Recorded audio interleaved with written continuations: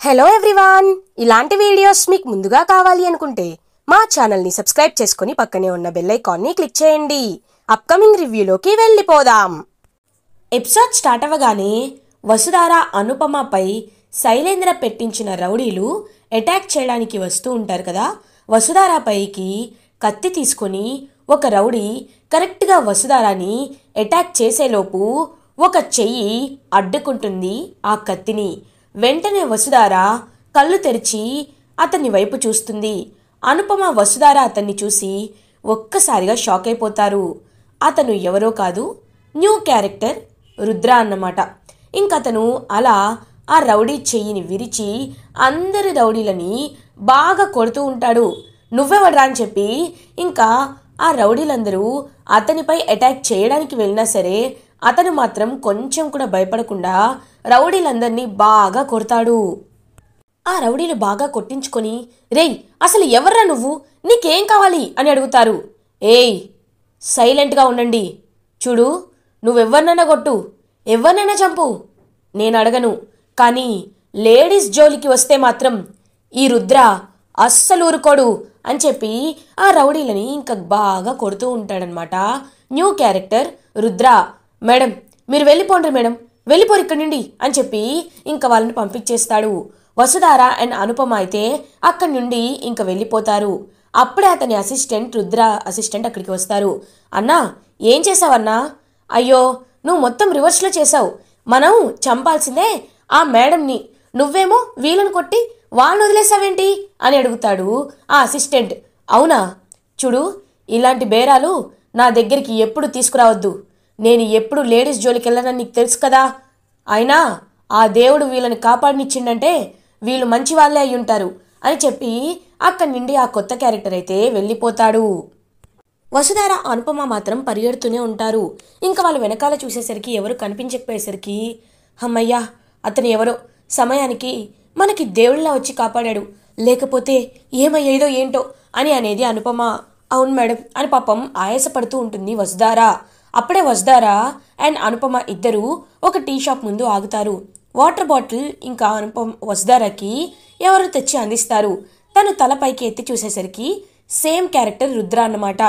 నమస్తే మేడం అని చెప్పి ఇంకా అక్కడే వాళ్ళ ఎదురుగా కూర్చుంటాడు రుద్ర. బాబు ఎవరు నువ్వు, మమ్మల్ని ఎందుకు కాపాడావు అని అడుగుతారు అనుపమ. అదేంటి మేడం, ఎవరైనా చంపితే ఎందుకు చంపావని అడుగుతారు కానీ కాపాడితే ఎందుకు కాపాడావని అడుగుతారేంటి?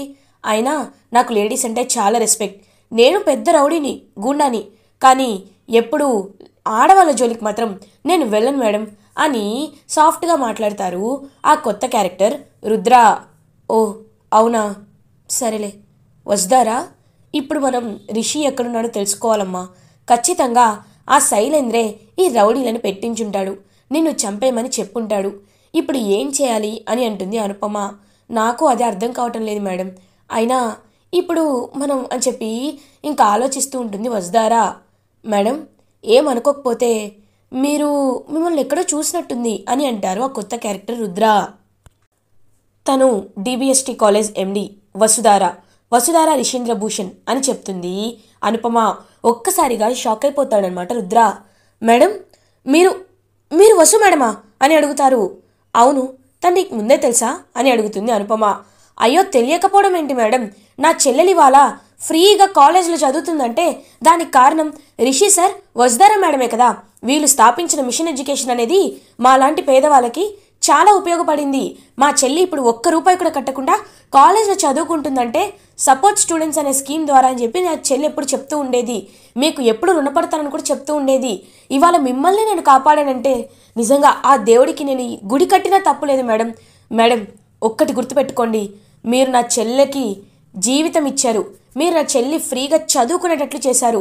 ఎప్పుడైనా మన చేతిలో కత్తి ఉంటే అది ఆయుధం అవ్వదు, చదువు ఉంటేనే ఆయుధం అని చెప్పి చిన్నప్పుడు మా అమ్మ చెప్పేది. ఇప్పుడు నాకు అదేది ఎక్కేది కాదు, కానీ మా చెల్లి బాగా చదువుకుంటుంది. మా చెల్లి జీవితాన్ని మీరు నిలబెట్టారు. ఎప్పటికైనా గుర్తుపెట్టుకోండి, నా నంబర్ సేవ్ చేసుకోండి. మీకు ఏ కష్టం వచ్చినా, మీకు ఎలాంటి ప్రాబ్లం వచ్చినా, ఏం కావాలన్నా నేను మీకు చేసి పెడతాను మేడం అని చెప్పి అక్కడి నుండి వెళ్ళిపోతాడు కొత్త క్యారెక్టర్ రుద్ర. వసుధార రుద్ర అని పిలుస్తుంది. మేడం అని అడుగుతారు. చూడు ఇది మా రిషి సార్ ఫోటో, ఒకవేళ రిషి సార్ ఎక్కడైనా కనిపిస్తే నాకు ఖచ్చితంగా కాల్ చేసి చెప్పు, సరేనా అని అంటుంది. మేడం ఏమైంది అని అడుగుతారు. అదంతా నేను చెప్పే అవకాశం ఇప్పుడు నాకు లేదు, కానీ రిషి సార్ ఎక్కడైనా కనిపిస్తే మాత్రం నాకు ఖచ్చితంగా చెప్పు అని చెప్పి వసుధార చెప్తుంది ఆ కొత్త క్యారెక్టర్ రుద్రతో. సరే మేడం అని చెప్పి అక్కడి నుండి వెళ్ళిపోతారు రుద్ర. ఇది ఇలా ఉండగా శైలేంద్ర రౌడీలకి కాల్ చేస్తాడు. హలో సార్ అని అంటారు. ఏంట్రా తన్ని వేసేసారా అని అడుగుతారు. లేదు సార్, మేము టాబ్లెట్లు వేసుకుంటున్నాం, హాస్పిటల్లో ఉన్నాం సార్ అని అంటారు.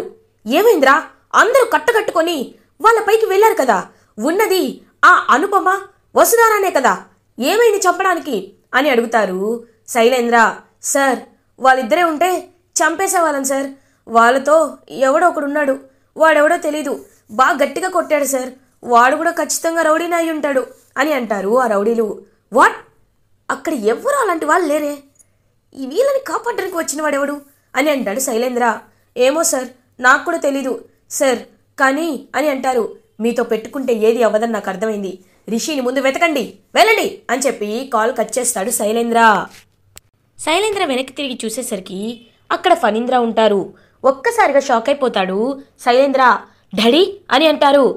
ఎవరితో మాట్లాడుతున్నావు అని అడుగుతారు ఫణీంద్ర. ఏం లేదు డాడీ అంటే అని అంటారు. అయినా నా ఫోన్తో నీకేంట్రా పని అని అడుగుతారు. అంటే డాడ్, నా ఫోన్లో బ్యాలెన్స్ అయిపోయింది, అందుకే మీ ఫోన్ నుండి కాల్ చేయాల్సి వచ్చింది. 1 మినిట్ డాడ్ అని చెప్పి ఇంకా కాల్ డిలీట్ చేసేసి థ్యాంక్ యూ డాడ్ అని చెప్పి ఫోన్ ఇచ్చేస్తాడు శైలేంద్ర. ఏంటి శైలేంద్ర ఏదో అనుమానంగా బిహేవ్ చేస్తున్నాడు, అసలు ఏమైంది శైలేంద్రకి? మహేంద్ర వాళ్ళు అనుమానించినట్టు శైలేంద్ర ఏదైనా నిజాన్ని దాచిపెడుతున్నాడా అని ఆలోచిస్తూ ఉంటారు ఫణీంద్ర. ఇది ఇలా ఉండగా వసుధార అనుపమ ఇంటికి రీచ్ అవుతారు. మహేంద్ర చాలా టెన్షన్ పడుతూ ఉంటాడు. అమ్మా వసుధార, అనుపమ ఏంటి ఇంత లేట్, ఎక్కడికి వెళ్ళారు అని అడుగుతారు. ముకుల్ సార్ని కలవడానికి వెళ్ళాం మావయ్య అని టెన్షన్ పడుతూ ఉంటుంది వసుధార. ఏంటమ్మా ఎందుకంత టెన్షన్గా ఉన్నావు, ఏమైంది అని అడుగుతారు. ఏం లేదు మహేంద్ర, నువ్వు కంగారు పడద్దు అని కవర్ చేస్తూ ఉంటుంది అనుపమ. మీరు నా దగ్గర ఏదో విషయాన్ని దాచిపెడుతున్నారు, చెప్పండి ఏమైంది అని అడుగుతారు మహేంద్ర. లేదు మావయ్య, మేమేమీ దాచిపెట్టడం లేదు అని అంటుంది వసుధార. లేదమ్మా, నీకు అబద్ధం చెప్పడం రాదు, నీ కళ్ళు నీ మొహమే చెప్తున్నాయి ఏదో విషయాన్ని దాచిపెట్టారని. అంతా చెమటలు పట్టాయి, ఇంత మీరు అలసిపోయి వస్తున్నారు, చెప్పండి ఏం జరిగింది అని అడుగుతారు మహేంద్ర. ఏం చెప్పమంటావు మహేంద్ర, శైలేంద్ర, ఖచ్చితంగా శైలేంద్ర అయ్యుంటాడు, మాపై అటాక్ చేపించాడు, వసుధారాని చంపడానికి రౌడీలను పెట్టించాడు అని అంటారు అనుపమ. ఒక్కసారిగా షాక్ అయిపోతాడు మహేంద్ర. నువ్వు చెప్తుంది నిజమా? వసుధారపై వాడిని ఆ రోజు వదిలేసి తప్పు చేశాను, వాడిని ఖచ్చితంగా నేను చంపేస్తాను అని అంటారు మహేంద్ర. మావయ్య ప్లీజ్, చెప్పాను కదా, ఒక్క అడుగు మనం తప్పటి అడుగు వేసినా ఖచ్చితంగా మనం రిషి సార్ని చూడలేం. రిషి సార్ మనకి దక్కాలి అంటే మనం భరించాలి. అయినా నాకు ఒక విషయం అర్థం కావటం లేదు, నన్ను చంపితే రిషి సార్ తనకి ఎలా బయటికి వస్తారు? నేను ఒక విధంగా అనుకుంటున్నాను, తను ఎండీ పదవి గురించి ఆశపడేవాడు, నేను ఎండీ పదవిని ఇస్తాను అంటున్నా రిషి సార్ని నాకు ఇవ్వకుండా నన్నే చంపాలని రౌడీలను పెట్టించాడంటే మీకు ఏమీ అనిపించటం లేదా అని అంటుంది వసుధార. ఖచ్చితంగా వాడి దగ్గర రిషి లేడు, రిషి తప్పించుకొని ఉంటాడు, అందుకే శైలేంద్ర ఇలాంటి క్రూరమైన నిర్ణయం తీసుకున్నాడు. మరి రిషి సార్ తప్పించుకుంటే ఖచ్చితంగా ఇక్కడికి వస్తారు, రిషి సార్ ఇంకా ఎందుకు రాలేదంటారు మేడం అని అంటుంది వసుధార. ఏమోమ్మా, ఒకవేళ రిషి తప్పించుకొని ఎక్కడికి వెళ్ళుంటాడు అని ఆలోచిస్తూ ఉంటారు అనుపమ. అప్పుడే కరెక్ట్గా మహేంద్ర అనే గొంతు వినపడుతుంది. పక్కకి తిరిగి చూసేసరికి అక్కడ ఫణీంద్ర ఉంటారు. ఒక్కసారిగా ముగ్గురు షాక్ అయిపోతారు. మహేంద్ర, అమ్మ వసుధార, నేను వింటున్నది నిజమేనా అని అంటారు. ఒక్కసారిగా షాక్ అయిపోతారు మహేంద్ర వసుధార. అన్నయ్య అది అని అంటారు. చెప్పు, నిజం చెప్పు మహేంద్ర, శైలేంద్ర దగ్గరే రిషి కిడ్నాప్ అయ్యాడా? ఇప్పుడు వసుధారని చంపడానికి కూడా రౌడీలని శైలేంద్ర పంపించాడా అని అంటారు ఫణీంద్ర. సార్ అది అని అంటుంది వసుధార. అమ్మ వసుధార, నువ్వు ఆగమ్మా. మహేంద్ర, నా కళ్ళలోకి చూసి చెప్పు, నా మొహం చూసి చెప్పు, నిజంగా అని అంటారు. అవునన్నయ్య, అవును, ఇన్నాళ్ళు మనం ఇంట్లోనే విషపాముని పెంచుతున్నామన్నయ్యా, శైలేంద్ర మనం అనుకుంటున్నట్లు మంచివాడు కాదు, వాడు చాలా దుర్మార్గుడు అని చెప్తారు. ఇంకా మహేంద్ర అయితే ఫణీంద్ర ఒక్కసారిగా షాక్ అయిపోతారు. అంటే అని అంటారు. అవునన్నయ్య, మనం అనుకున్నది నిజమే. జగతిని చంపించింది వాడు, చాలా కుట్రలు చేసింది అంతా అంతా ఎండి పదవి కోసమే. ఇప్పుడు మన రిషిని కూడా వాడే కిడ్నాప్ చేశాడు. ఇప్పుడు రిషి తప్పించుకున్నాడో వాడి దగ్గరే ఉన్నాడో మనకి తెలీదు, కానీ రిషి వాడి కంట్రోల్లోనే ఉన్నాడని వాడే చెప్పాడన్నయ్య అని అంటారు మహేంద్ర. ఇంక పాపం చాలా బాధపడతారనమాట ఫణీంద్ర. వాడు ఇంత దుర్మార్గానికి ఒడిగడతాడని నేను నిజంగా అనుకోలేదు. ఖచ్చితంగా వాడిని నేనే చంపేస్తాను అని చెప్పి ఇంకా బయలుదేరిపోతూ ఉంటారు. సార్ ఆగండి సార్, మీరు చంపేస్తే రిషి సార్ ఎక్కడున్నారో మనకి తెలియదు సార్ అని అంటుంది వసుధార.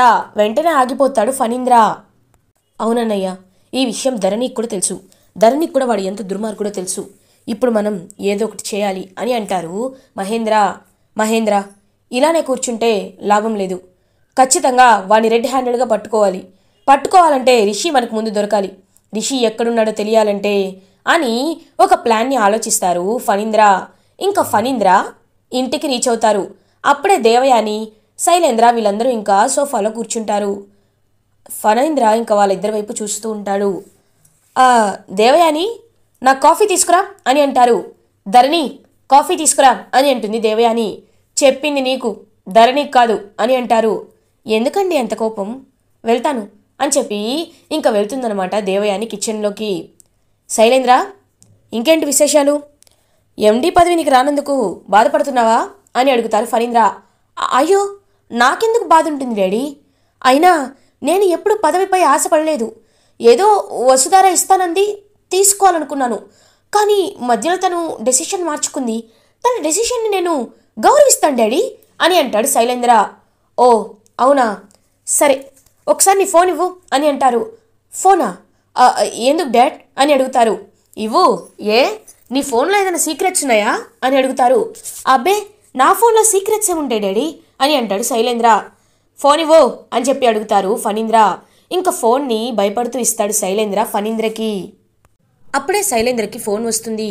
ఇంకా ఫోన్ చూసి ఒక్కసారిగా శైలేంద్ర షాక్ అవుతాడు. డాడ్, నాకే కాల్ వస్తుంది అని అంటారు. కనబడుతోంది అని స్పీకర్ ఆన్ చేస్తాడనమాట ఫణీంద్ర. హలో సార్, నేను సార్, మీరు చెప్పిన చిలకని పట్టుకున్నాం సార్, పంజరంలో బంధించబోతున్నాం. మీరు ఒకసారి వస్తే బాగుంటుందేమో అని కాల్ కట్ చేస్తారు. ఎవరతను అని అడుగుతారు ఫణీంద్ర. ఏం లేదు డాడ్, ధరణికి యానిమల్స్ అంటే ఇష్టం అని చెప్పింది, అందుకే తన కోసం అని కవర్ చేస్తూ ఉంటాడు శైలేంద్ర. అవునా, అయితే రా, నేను కూడా నీతో పాటు వస్తాను అని అంటారు ఫణీంద్ర. డాడ్, మీరు అని అంటారు. వెళ్దామా వద్దా అని అడుగుతారు. వెళ్దాం డాడ్, వెళ్దాం అని ఇంకా శైలేంద్ర ఫణీంద్ర ఇద్దరూ కారులో బయలుదేరుతారు. ఏంటో ఈయన శైలేంద్రని అంటి పెట్టుకుని ఉంటున్నాడు, రేపు ఏం జరుగుతుందో అని కంగారు పడుతూ ఉంటుంది దేవయాని. ఇది ఇలా ఉండగా రిషిని ఇంకా పట్టుకొని రౌడీలైతే తీసుకువెళ్లాలని ట్రై చేస్తూ ఉంటారు. అప్పుడే రిషి ఆ రౌడీలని బాగా కొడుతూ ఉంటారు. వీడిని ఎలా కంట్రోల్ చేయాలరా అని చెప్పి ఒక రౌడీ అయితే వెనకాల నుంచి ఇంకా రాడ్ పట్టుకొని రిషిని కొడదామని ట్రై చేసినప్పుడే మళ్ళీ ఈ కొత్త క్యారెక్టర్ రుద్ర అనేవాడు ఎంటర్ అవుతాడు. ఇంకా అతను ఆ రాడ్ని పక్కకి తోసేసి రిషిని కాపాడుతాడు. ఇంకా రిషిని కాపాడి రిషితో కలిసి ఆ రౌడీలతో ఫైట్ చేస్తాడు కొత్త క్యారెక్టర్ రుద్ర. సార్, మీరు రిషి సార్ కదా అని అడుగుతారు ఆ కొత్త క్యారెక్టర్ రుద్ర. అవును అని అంటాడు రిషి.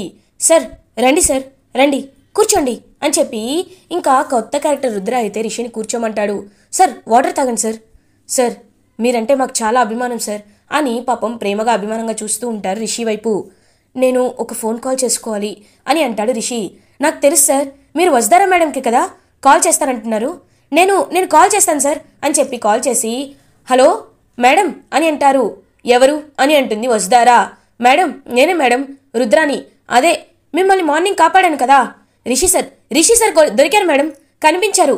రిషి సార్ నా దగ్గరే ఉన్నారు, మీరు త్వరగా రండి అని చెప్పి అంటాడు ఆ రుద్ర. అవునా, వెంటనే వస్తున్నాను అని చెప్పి వసుధార ఇంకా రుద్ర దగ్గరికి బయలుదేరుతుంది రిషి ఉన్నాడని తెలిసి. వసుధార రుద్ర చెప్పిన ప్లేస్కి వెళ్తుంది. రుద్ర ఎక్కడా, రిషి సార్ ఎక్కడా అని అడుగుతుంది. మేడం రండి మేడం అని చెప్పి రుద్ర ఇంకా ఒక ప్లేస్కి తీసుకువెళ్తూ ఉంటారు. అక్కడ రిషి అయితే కనిపిస్తాడు, కానీ చేతితో తాళ్ళకి కట్టేసి కనబడతాడనమాట. సార్, రుద్ర ఏంటిది అని అంటుంది వసుధార. మేడం, నేను డబ్బు మనిషిని మేడం, నాకు డబ్బులు కావాలి, డబ్బులు ఇస్తేనే రిషి సార్ని వదిలిపెడతాను అని అంటారు రుద్ర. హేయ్, నువ్వు ఇంత నీచుడు అనుకోలేదు అని అంటారు అనుపమ. మేడం, దేనికైనా డబ్బే కదా మేడం ముఖ్యం, మీరు నాకు డబ్బులు ఇవ్వండి, రిషి సార్ని వదిలేస్తాను, లేకపోతే నాకు వర్క్ అప్పచెప్పిన సార్కి ఫోన్ చేస్తాను, ఆయన డబ్బులు ఇస్తానంటే ఆయనకు అప్పచెప్తాను అని అంటారు ఆ రుద్ర. నీలాంటి వాడు మంచితనం ముసుగులో ఉండి ఇంత పాపాలు చేస్తాడు. చీ, చెప్పు ఎంత కావాలో చెప్పు, నువ్వు ఎంత కావాలంటే అంత ఇస్తాను, నువ్వు ఖచ్చితంగా రిషి సార్ని నాకు అప్పచెప్పాలి అని చెప్పి వసుధార అంటుంది. మీరు ఇంత గట్టిగా అడుగుతున్నారంటే 1,00,00,000 రూపాయలు అని అంటాడు ఆ రుద్ర. సరే, నీకు ఇస్తాను, వెంటనే ఇస్తాను, రిషి సార్ని రిలీజ్ చేయి అని అంటుంది.